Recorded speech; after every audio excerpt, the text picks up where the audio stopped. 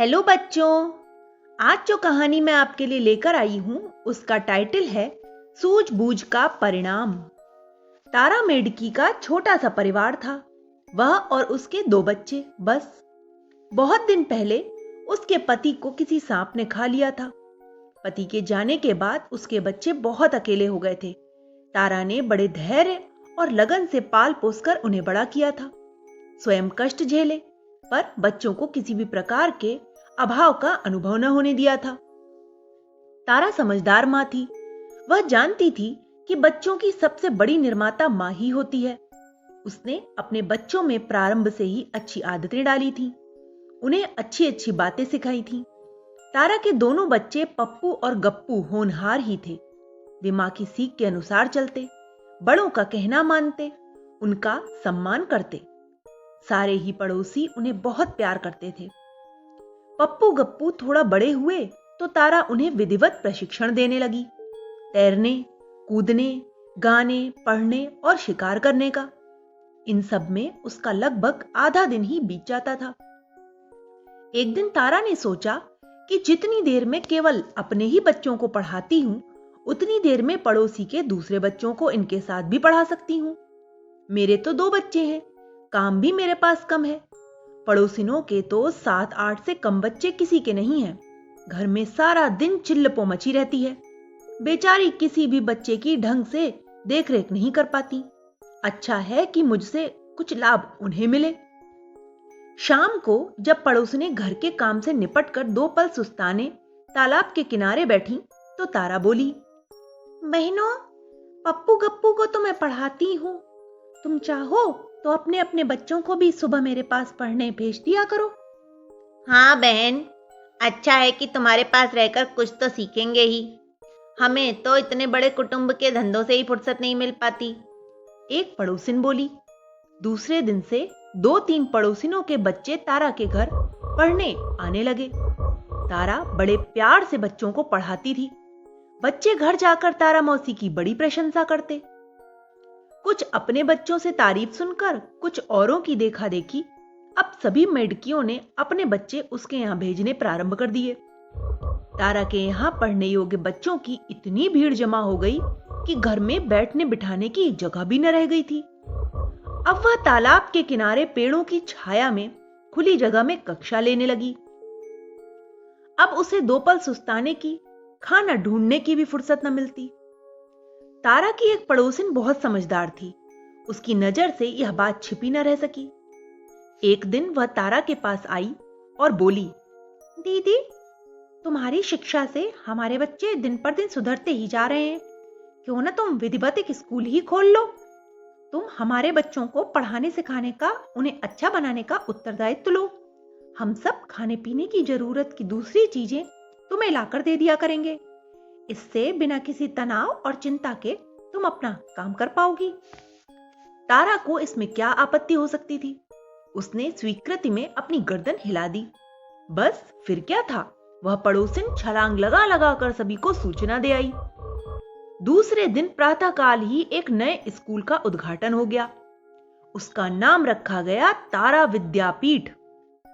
उद्घाटन समारोह में मेढक मेढकियों ने खुशी से जोर जोर से टर टर करके मंगल गीत गाए। मेढकों के बच्चों ने फुदक फुदक कर सामूहिक नृत्य किया। दूसरे ही दिन से तारा विद्यापीठ में विधिवत पढ़ाई शुरू हो गई।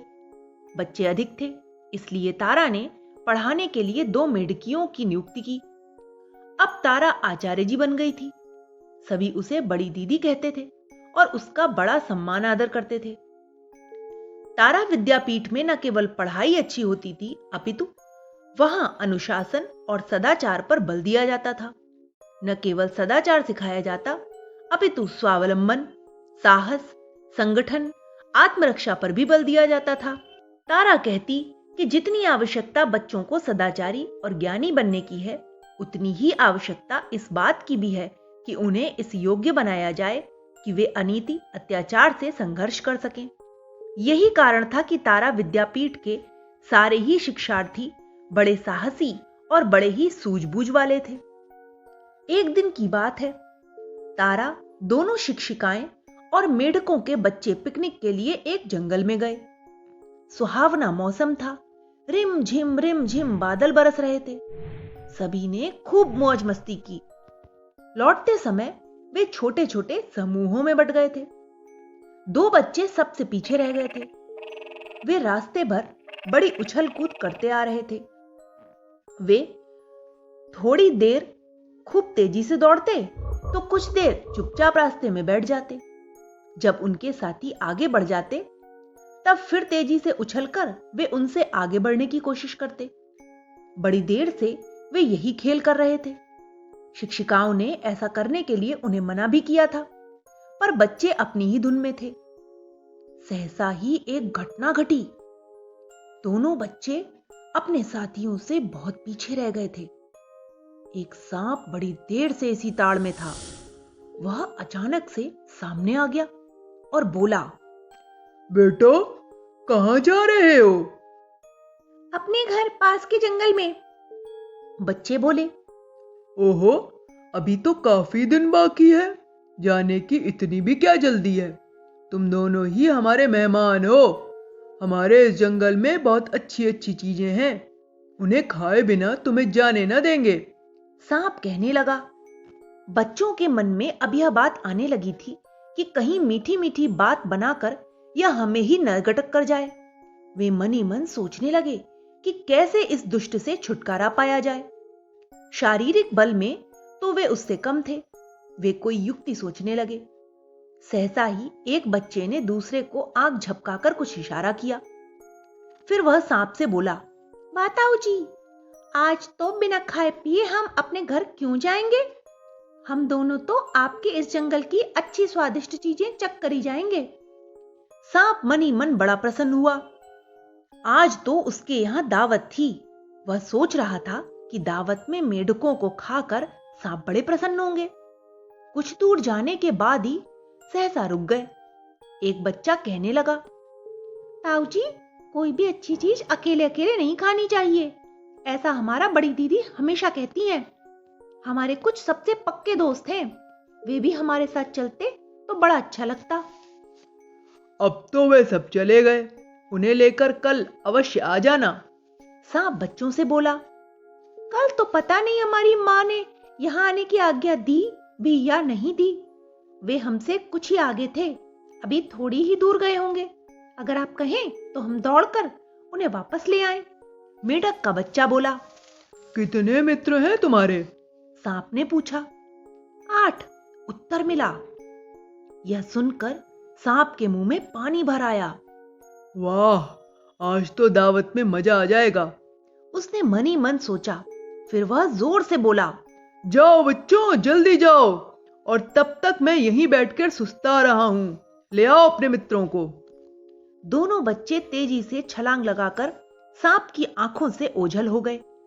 हांफते हांफते वे विद्यालय पहुंचे। वहां उन्हीं की खोज हो रही थी। उन्होंने बड़ी दीदी को जाकर सारी बातें बताईं। उनकी बात सुनकर तारा को बड़ा गर्व महसूस हुआ। वह बोली, बच्चों, तुम संकट में पड़कर भी नहीं घबराए। तुमने धैर्य और बुद्धिमानी से काम लिया, इसलिए तुम बचकर ही यहां तक आ पाए हो। नहीं तो तुम दोनों का पता भी न लगता। साहस और विवेक से काम लेकर ही समस्त बड़ी से बड़ी कठिनाइयों पर विजय पाई जा सकती है। इस बात को सदैव ध्यान रखना। दूसरे दिन एक समारोह में दोनों बच्चों को पुरस्कार दिया गया। तारा ने एक छोटा सा भाषण दिया। उसमें उसने बच्चों से कहा, बच्चों, संसार में छल कपट और धूर्तता अपनाने वालों की कमी नहीं है। बुद्धिमानी इसमें नहीं है कि हम अपने सीधेपन से उनके चंगुल में फंस जाएं। ऐसा सीधापन तो मूर्खता ही है। बुद्धिमानी इसी बात में है कि उनकी चाल समझी जाए और उनके छल को सफल न होने दें। बुद्धि से या पराक्रम से हम उनकी कपट भरी योजना से बच जाएं और दूसरों को भी बचा ले जाएं। यही उचित है। सदाचारी होना तो हम सबका कर्तव्य है ही, पर समय पड़ने पर दुर्जनों से निपटना भी आना चाहिए। जीवन की विविध स्थितियों में अपनी सूझबूझ से सफल हो सको, ऐसा अभ्यास करते रहो। इस प्रकार तारा ने सभी बच्चों का खूब उत्साह बढ़ाया। तो बच्चों, इस कहानी से हमें यही शिक्षा मिलती है कि हमें संकट की घड़ी में धैर्य और सूझबूझ से काम लेना चाहिए। तभी हम बड़ी बड़ी मुसीबतों से बच सकते हैं और दूसरों की भी रक्षा कर सकते हैं। Okay, bye.